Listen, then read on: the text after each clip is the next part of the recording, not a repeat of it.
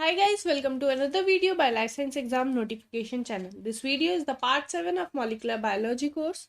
In the previous video, we have dealt with DNA damage and mutations. Now, in this video, we will deal with DNA repair.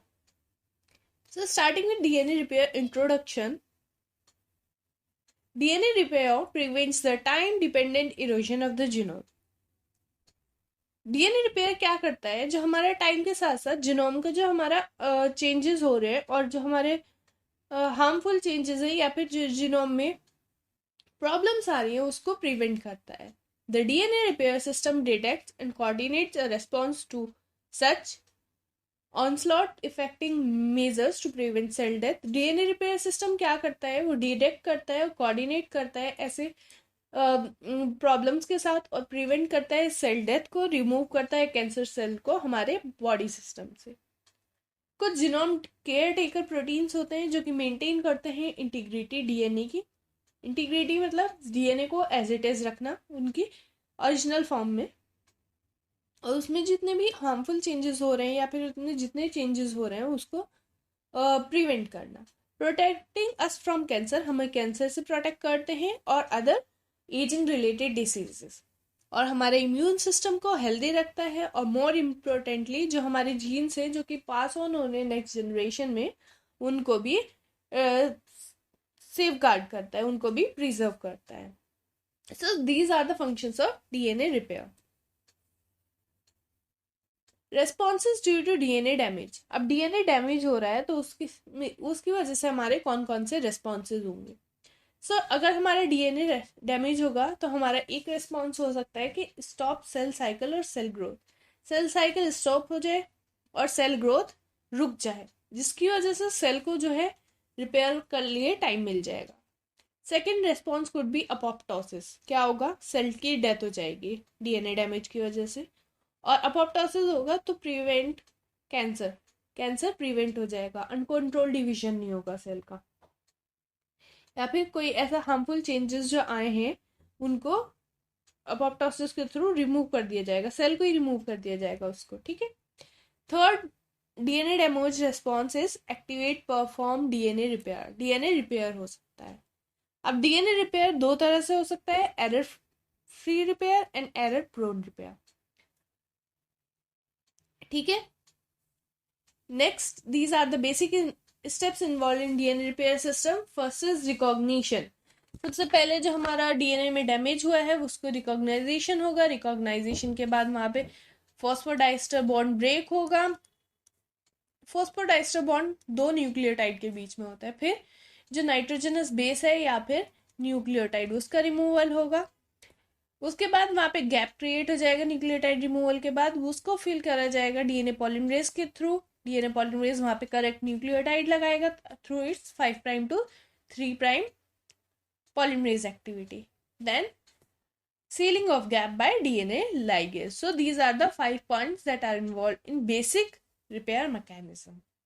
So DNA repair is of two type, direct and indirect. Direct DNA repair में क्या होगा, phosphodiester bond नहीं break होगा. ठीक है. Second type of DNA repair is indirect DNA repair. इसमें phosphodiester bond का breakage होगा. So first we will deal with direct DNA repair. So direct DNA repair does not involve phosphodiester bond breakage. इसमें phosphodiester bond का breakage नहीं होगा.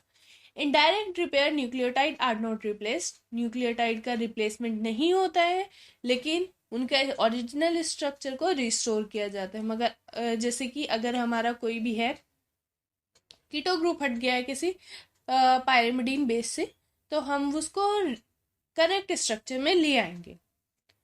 ठीक है. Direct DNA repair में भी दो तरह से हो सकता है. एक हो सकता है फोटो रिएक्टिवेशन और दूसरा होता है एल्काइल ट्रांसफरेज एक्टिविटी के थ्रू.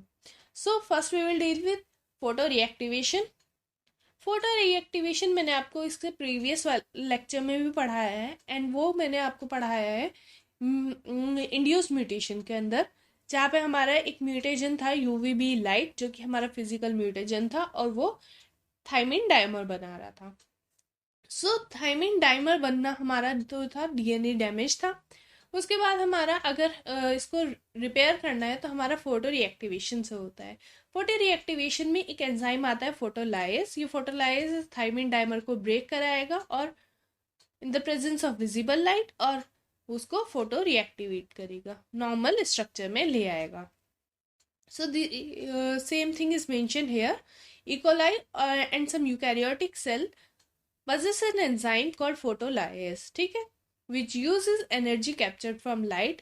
ये क्या करते हैं फोटोलाइज, ये एनर्जी कैप्चर करते हैं लाइट से, विजिबल लाइट से, और ये कोवलेंट बॉन्ड को ब्रेक करते हैं जो कि इन दो थायमीन को ज्वाइन कर रहा था। ये कोवलेंट बॉन्ड था एक, ठीक है, ये कोवलेंट बॉन्ड था, इसको ही ब्रेक करने का काम है फोटोलाइज का। Second direct repair mechanism is repair by alkyl transferase. Direct repair correct O6 methyl guanine, ठीक है, जो यहाँ पे 6 पोजीशन पे, first, second, third, fourth, fifth, six यूरिन में यहाँ से काउंटिंग शुरू होती है। तो 6 पे जो हमारा कीटो ग्रुप के साथ जो मिथाइल अटैच हो रहा है, तो इस मिथाइल के अटैचमेंट से ये बन जाता है O6 मिथाइल ग्वेनिन। ये क्या है, एल्काइलेशन प्रोडक्ट है ग्वेनिन का।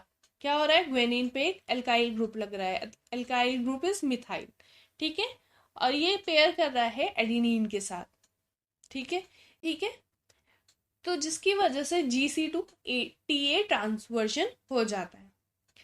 कैसे, सी हमारा था, सी हमारा पायरिमिडीन था और ए जो था हमारा प्यूरिन था। तो जी क्योंकि चेंज हो रहा है O6 मिथाइल ग्वेनिन के में, और ये जो है O6 मिथाइल ग्वेनिन एडिनिन के साथ के पेयर कर रहा है, तो सी की जगह हमारा जी पहले हमारा पायरिमिडीन के साथ कर रहा था, बट इसका जो एल्काइलेशन प्रोडक्ट है वो किसके साथ बॉन्ड बना रहा है, एडिनिन के साथ। तो पायरिमिडीन से प्यूरिन का सब्सटीट्यूशन हो रहा है और इस सब्सटीट्यूशन को हम बोलते थे ट्रांसवर्शन। सो यहाँ पे GC2TA ट्रांसवर्शन हो जाता है। O6 methyl guanine DNA methyl transferase remove the methyl group. फिर एक हमारा एंजाइम आता है जिसका नाम है O6 methyl guanine DNA methyl transferase. मतलब DNA में से जो हमारा O6 मिथाइल ग्वेनिन है उसका मिथाइल ग्रुप को रिमूव करेगा और उसको वापस से ग्वेनिन में रिपेयर कर देगा। सो this is the mechanism. So this it's short form is MGMT, O6 methyl guanine methyl transferase, ठीक है। ये एंजाइम इस पे से मिथाइल ग्रुप को हटाएगा, अपने साथ ले जाएगा और यहाँ पे ग्वेनिन वापस से बन जाएगा।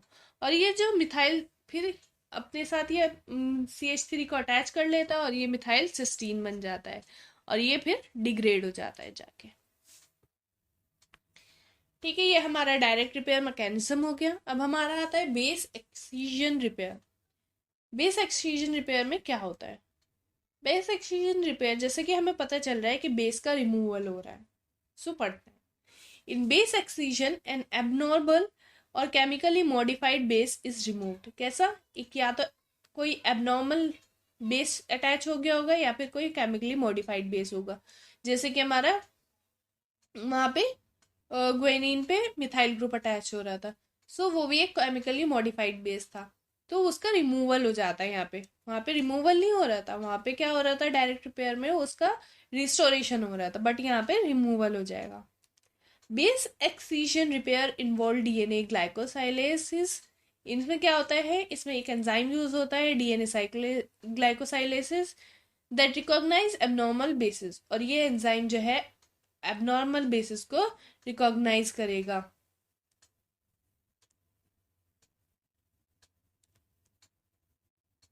ठीक है, फिर आता है हमारा different glycosylases recognize different type of abnormal bases. अलग अलग एबनॉर्मल बेस होगा तो उसके लिए अलग अलग DNA ग्लाइकोसाइलेसिस की भी टाइप्स होते हैं। Each glycosylase recognize and removes a specific type of modified base. हर एक ग्लाइकोसाइलेस का एक स्पेसिफिक बेस, मॉडिफाइड बेस होगा जिसको वो रिमूव करेगा by cleaving the bond that link the base to the first prime carbon of the deoxyribose sugar। कहाँ पे होता है हमारा, ये हमारा शुगर होता है न्यूक्लियोटाइड का स्ट्रक्चर, ये फॉस्फेट होता है और यहाँ पे हमारा बेस होता है। तो डीएनए ग्लाइकोसाइलेज इस बॉन्ड को ब्रेक कर देता है, ठीक है, यहाँ पे बेस और शुगर के बीच में जो बॉन्ड है, ठीक है। और ये हमारा कार्बन, ये वाला कार्बन जो होता है ये हमारा फर्स्ट 1' फर्स्ट पोजीशन वाला कार्बन होता है। For example, uracil glycosylase recognize and remove uracil produced by the deamination of cytosine. Uracil glycosylase जो है ये क्या करता है, ये रिकॉग्नाइज करता है, रिमूव करता है यूरेसिल को, जो किसकी वजह से हुआ है, डीएमिनेशन ऑफ साइटोसिन। साइटोसिन के स्ट्रक्चर में कहाँ पे बनाऊं, हाँ, let me draw it here. Cytosine का स्ट्रक्चर कुछ ऐसा हमारा यहाँ पे एन होगा, यहाँ पे एन होगा, और यहाँ पे भी, यहाँ पे सी एच होगा, यहाँ पे सी एच होगा, यहाँ पे हमारा NH2 होता है साइटोसिन में, और ये क्या होता है, यहाँ पे डबल बॉन्ड O होता है साइटोसिन में, ठीक है। ये होता है हमारा साइटोसिन का स्ट्रक्चर। बट अगर इसका डीएमिनेशन हो जाता है,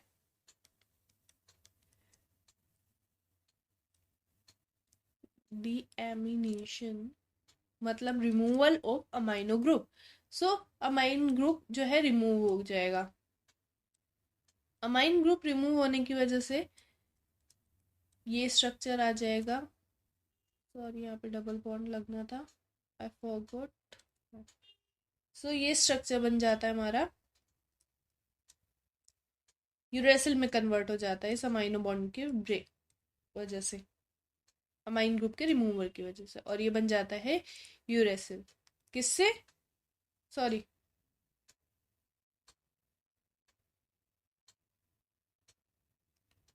हाँ, यूरेसिल बन जाता है साइटोसिन से, ठीक।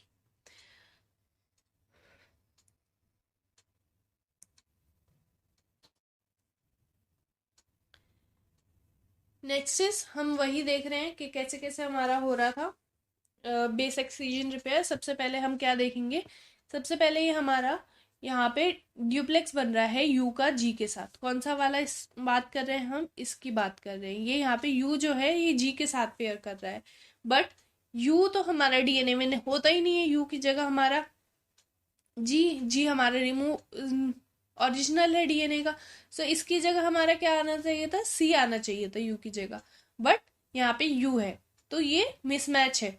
क्या होगा, यूरेसिल डीएनए ग्लाइकोसाइलेज जो कि यूरेसिल को रिमूव करे, रिकॉग्नाइज करेगा और उसको रिमूव करेगा, ठीक है। इसने डीएनए ग्लाइकोसाइलेज ने यूरेसिल को रिमूव कर दिया है। रिमूव करने के बाद फिर आता है हमारा third point, AP endonuclease. AP endonuclease जो है, यहाँ पे जो भी लीजन क्रिएट हुआ है, मतलब यहाँ पे जो भी मिसमैच था और जो यूरेसिल रिमूव हुआ है उसकी जगह बन गई है, इस स्ट्रैंड को फिर वो काट देगा वहां से जहाँ पे गैप क्रिएट हुआ है। और फिर आता है हमारा डीएनए पॉलीमरेज क्या करेगा, इस गैप को फिल करेगा, और लाइगेस फिर गैप को लाइगेट कर देगा, ठीक है। So this was mismatch repair.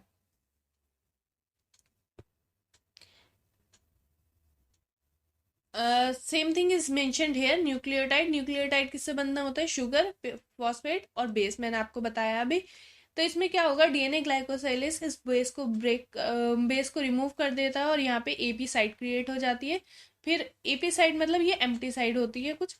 AP endonuclease आता है और इसको क्या करता है, बेस को पूरी तरह से रिमूव कर देता है, और यहाँ पे नॉर्मल स्ट्रक्चर बन जाता है। फिर हमारा आता है फॉस्फोडाइस्ट्रेस, वो यहाँ से इस फॉस्फोडाइस्टर बॉन्ड को ब्रेक कर देगा, और ये वाला ये स्ट्रक्चर फ्री हो जाएगा। फ्री होने की वजह से अब यहाँ पे गैप क्रिएट हो जाता है। जैसे अगर हमारे 3 न्यूक्लियोटाइड्स थे, कैसे अटैच हुए हुए, let me draw it here. यहाँ पे हमारा बेस फॉस्फेट, ठीक है, यहाँ से फॉस्फेट, फिर एक यहाँ से शुगर और इसका बेस, ठीक है, फिर यहाँ से एक और, ठीक है, कुछ इस तरह से ये होगा। तो अगर ये मान लो हमारा ये वाला जो था, ये है बीच वाला, ये रिमूव हो जाएगा, कैसे? सबसे पहले रिकॉग्निशन होगा मिसमैच बेसिस का। मान लो यहाँ पे यूरेसिल लगा हुआ था, तो यूरेसिल डीएनए ग्लाइकोसाइलेज आएगा, इसको यहाँ से बॉन्ड को रिमूव कराएगा, बॉन्ड ब्रेक होगा, बॉन्ड ब्रेक होने के बाद वजह से एपी एंडोन्यूक्लियस आएगा, एपी एंडोन्यूक्लियस यहाँ से इस बेस को कम्प्लीटली रिमूव कर देगा, और फिर फॉस्फोडाइस्टरेज आएगा, यहाँ से जो फॉस्फोडाइस्टर बॉन्ड है ये वाला और ये वाला, इसको ब्रेक कर देगा, और यहाँ पे क्या होगा, इस फर्स्ट और थर्ड न्यूक्लियोटाइड के बीच में गैप क्रिएट हो जाएगा। फिर डीएनए पॉल का वही काम होता है कि इस गैप को फिल कराता है, और फिर डीएनए लाइगेज आता है सबसे लास्ट में और इस गैप को फिल करा देता है। So let us study one by one in steps. First, recognition of mismatch bases, फिर glycosidic bond breakage by DNA glycosylase, फिर removal of base by EP endonuclease, फिर fourth phosphodiester bond breakage और sugar molecule removal, fifth gap filling by polymerase, and sixth is ligation of nucleotide by DNA ligase. सो ये मैंने आपको 3 बार बता दिया है process repeat करके। आई होप आप लोगों को समझ आया होगा। Next is nucleotide excision repair. वहां पे हमारा बेस रिमूव हो रहा था थ्रू डीएनए ग्लाइकोसाइलेज और बाद में फॉस्फोडाइस्टर बॉन्ड ब्रेक हो रहा था। बट न्यूक्लियोटाइड एक्सीजन रिपेयर में क्या होता है, let us study. Nucleotide excision repair include removal of large fragments of damage DNA. Nucleotide excision repair में क्या होता है, लार्ज फ्रेगमेंट अगर डीएनए का डैमेज हो रहा है तो उसका रिमूवल हो जाता है। ये लार्ज फ्रेगमेंट कितना न्यूक्लियोटाइड लॉन्ग हो सकता है, 3 to 8 न्यूक्लियोटाइड रिमूव होते हैं। Nucleotide excision repair is highly versatile pathway. ये बहुत ज़्यादा वर्सेटाइल होता है और ये रिमूव करता है बहुत सारे वेराइटी के बल्कि या फिर ऐसे हेलिक्स को जो कि डीएनए को डैमेज कर रहे हैं, डिस्टॉर्ट कर रहे हैं। The most significant of these lesions are pyrimidine dimers like cyclobutane dimers.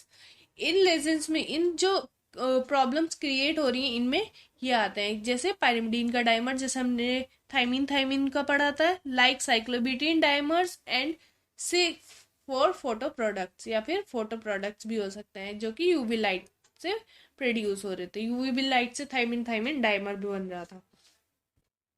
Nucleotide excision repair is found in all eukaryotes and prokaryotes, और ये सारे ही यूकैरियोट्स में भी होता है और प्रोकैरियोट्स में भी होता है। It involve removal of large lesions, for example thymine dimer. It involves removal of large lesions, for example thymine dimer, and utilize a special enzyme called excinuclease. यहाँ पे क्या होता है, लार्ज लीजन्स जो है वो रिमूव होते हैं, और जैसे कि थाइमिन डायमर्स, और कौन सा एंजाइम यूज होता है, एक्जीन्यूक्लियस, किसका शॉर्ट फॉर्म है, एक्सीजन एंडोन्यूक्लियस का। और ये कट कर कहाँ पे करते हैं, एंडो मतलब बीच में कट करते हैं ये, on either side of damage जहां भी हो रहा होगा। मान लो ये हमारा साइट है और ये वाला हमारा डैमेज है, तो ये कहाँ पे कट करेगा, यहाँ पे कट कर देगा, ठीक है। An excise an oligonucleotide containing the damage, और ये मल्टीपल न्यूक्लियोटाइड को रिमूव कर देगा, जिसको हम ओलिगोन्यूक्लियोटाइड भी बोलते हैं, ठीक है।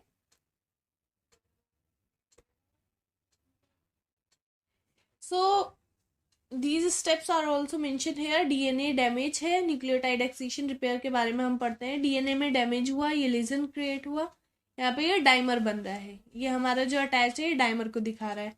फिर ये यूवीआर जीन प्रोडक्ट बन गया, इससे न्यूक्लियस एक्साइज लीजन्स, यहाँ पे जो हमारा आएगा एक्सीजन एंडोन्यूक्लियस, वो इस लीजन को रिमूव करेगा। फिर डीएनए पॉल 1 आएगा, गैप को फिल करेगा, और फिर डीएनए लाइगेस आएगा और इन न्यूक्लियोटाइड को सील कर देगा। So the same step is here. सबसे पहले डाइमर का रिकॉग्निशन होगा, फिर यूवीआर और यूवीबी आएगा, और ये दोनों एंडोन्यूक्लियस हैं। फिर यूवीए जो है वो चला जाएगा, यहाँ पे यूवीआर जो है वो रिमूव हो जाएगा, और हमारा यूवीसी एंडोन्यूक्लियस आ जाएगा। फिर यूवीडी जो कि हमारा जैसे ही हमारे डीएनए के टेम्पलेट है और इसके बीच में जो हाइड्रोजन बॉन्डिंग है, इसको कौन ब्रेक करेगा, हाइड्रोजन बॉन्डिंग को ब्रेक करने का काम है यूवीआरडी का। So UVRD break hydrogen bond and open the double stranded DNA. ठीक है, then 3 to 8 nucleotide are removed और गैप का क्रिएशन हो जाता है। गैप को फिल करता है डीएनए पॉलीमरेज और इसकी भी कौन सी एक्टिविटी, 5' to 3' पॉलीमरेज एक्टिविटी। ठीक है, फिर डीएनए लाइगेज आएगा और लाइगेशन करा देगा और गैप को सील कर देगा। ठीक है, तो ये हमारे न्यूक्लियोटाइड एक्सीजन के रिपेयर के पार्ट से स्टेप्स थे। हमने क्या क्या पढ़ लिया अभी हमने पढ़ लिया डायरेक्ट ब्रेक रिपेयर, उसमें photo reactivation and alkyl transferase activity. फिर हमने इनडायरेक्ट में पढ़ा कौन सा, बेस एक्सीजन रिपेयर, और एक पढ़ा हमने न्यूक्लियोटाइड एक्सीजन रिपेयर। हमारा आज का तो लास्ट पार्ट है mismatch repair. So this is a most common type of repair system in the cell, और ये मिसमैच रिपेयर जो है ये most common type of repair system है। अगर कोई पूछे कोई कौन सा सबसे ज्यादा यूज होने वाले रिपेयर सिस्टम है तो हमारा है mismatch repair. This occur when the mutation arise during DNA replication. कब होता है ये मिसमैच रिपेयर, जब डीएनए रेप्लिकेशन के टाइम पे म्यूटेशंस अराइज हो जाती है, म्यूटेशंस हो जाती है, या फिर कोई एक इनकरेक्ट न्यूक्लियोटाइड इंसर्ट हो जाता है bye DNA polymerase. DNA polymerase क्या करता है, अपनी 3' to 5' एक्सोन्यूक्लियस एक्टिविटी के थ्रू, मतलब हमारा डीएनए तो इस वे में सिंथेसाइज हो रहा है, क्या 5' to 3' डीएनए की सिंथेसिस हो रही है, लेकिन डीएनए पोल की एक्टिविटी ये वाली कौन सा 3' 5' सॉरी 3' to 5' एक्टिविटी जो है ये क्या करेगी, ये इनकरेक्ट न्यूक्लियोटाइड को रिमूव कर देगी। ठीक है, और ये रिवर्स डायरेक्शन में चलती है डीएनए रेप्लिकेशन के। मैंने आपको ये बना के भी दिखा दिया है। In mismatch repair base mismatches are removed. Mismatch repair में क्या होता है, जो मिसमैच हुआ है उसको रिमूव किया जाता है। स्मॉल इंसर्शंस की वजह से हो सकता है मिसमैच, या फिर डिलीशन की वजह से, और ये या फिर प्रूफ रीडिंग मैकेनिज्म के लिए छोड़ दिया जाता है। ठीक है, during mismatch repair incorrect nucleotide are detected and remove. क्या करा जाता है, इनकरेक्ट न्यूक्लियोटाइड को डिटेक्ट किया जाता है और रिमूव कर दिया जाता है, और उसकी जगह पे करेक्ट न्यूक्लियोटाइड लगा दिया जाता है। इन इकोलाई में क्या होता है, in E coli DNA enzyme dam methylase adenine methylase. क्या इकोलाई में एक एंजाइम है डैम मिथाइलेज, ये किसको, डैम मिथाइलेज एडिनिन को मिथाइल ग्रुप अटैच कराता है और ये करता है डीएनए सीक्वेंस को रिकॉग्नाइज करता है। एडेनिन रेसिड्यू को मिथाइल करता है during replication. Correct determination of template strand in prokaryote occur on the basis of methylation state. Prokaryotes में क्या होता है, जो टेम्पलेट करेक्ट है उसमें मिथाइलेशन हो जाता है। करेक्ट डिटर्मिनेशन कैसे होता है, using this methylation state. A base are methylated in E. coli. E coli में कौन से बेसिस मिथाइलेटेड होती हैं, ए बेसिस, मतलब एडिनिन बेसिस। लेकिन अगर हम बात करें यूकैरियोट्स में बेसिस कौन से मिथाइलेटेड होती हैं, साइटोसिन बेसिस। ठीक है, तो जिसमें साइटोसिन या फिर यूकैरियोट्स की बात करें तो साइटोसिन बेसिस मिथाइलेटेड होगा जिस टेम्पलेट में, वो करेक्ट टेम्पलेट है। और ऐसे ही इकोलाई की बात करें तो एडिनिन मिथाइलेटेड होगा और वो करेक्ट है। The newly synthesized strand DNA is temporarily अनमिथाइलेटेड।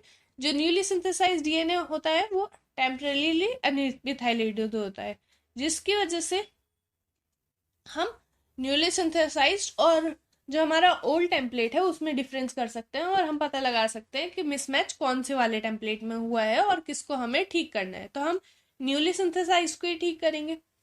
ये क्यों होता है अनमिथाइलेटेड, because the adenine methylase is leg behind DNA polymerase. क्योंकि एडिनिन मिथाइलेज जो होता है वो डीएनए पॉलीमरेज से थोड़ा पीछे रह जाता है फंक्शन करने में।